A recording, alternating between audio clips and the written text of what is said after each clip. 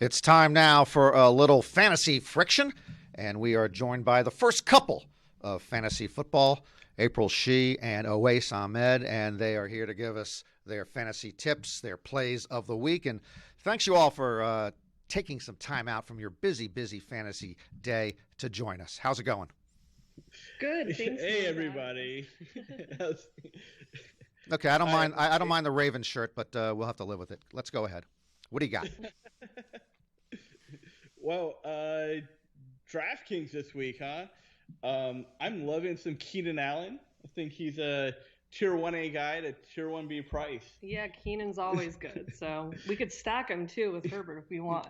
Yeah, the Herbert stack. He kept targeting Mike Williams last week, and that was just – I mean, if Mike Williams could just catch the ball, just catch it in the end zone, I'd have $1 million right now.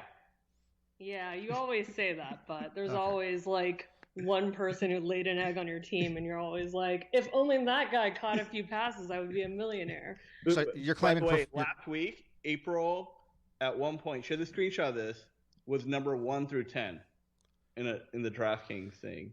Okay, that brings up an interesting point. How many entries are y'all playing a week? Let's say in the DraftKings that Sunday contest.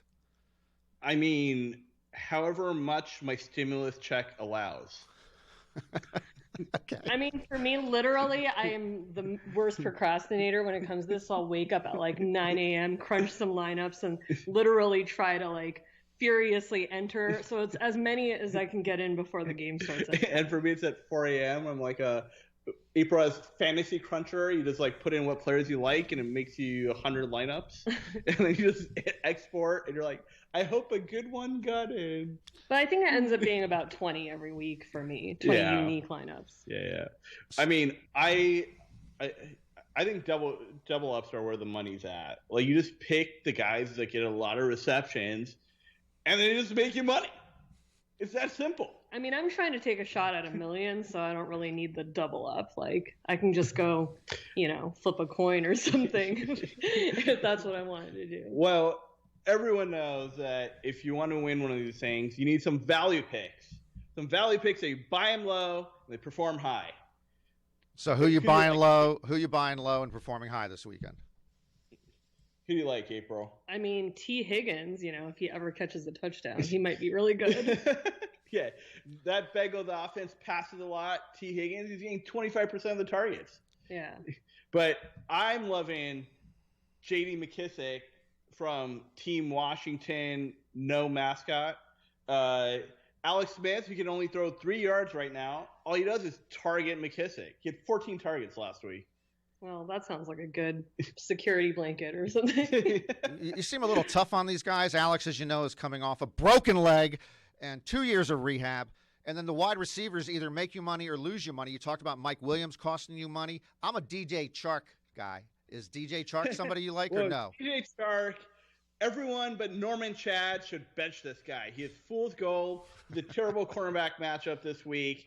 And his name is DJ Chark. I mean, what does that even mean? I mean, Chark is a chalk pick for sure. Yeah, for sure. Okay, so there's a lot of wide receivers out there who you believe commit professional malfeasance on a weekly basis, and DJ's at the top of your list. Well, you know who is my sure pick always, coming at you as the Packers homer always, is Davante Adams. He is like literally, you got to just have him because he can go off every week for 4 touchdowns. Yeah, Davante is averaging like 40 points a week. And obviously the problem is he's $9,000. So when you take Davante, you got to buy some of these sleepers pretty low.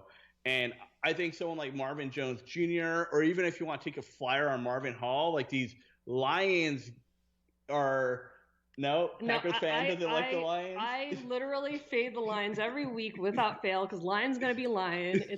Why do you think I actually cash in these fantasy lineups, unlike someone I know over here, because I avoid the Lions. Sounds like she's got the inside track on you there, Owais. In fact, this year, who's having the better fantasy year? Norm, we really shouldn't talk about that. We should stick to this week. Enough said, sir.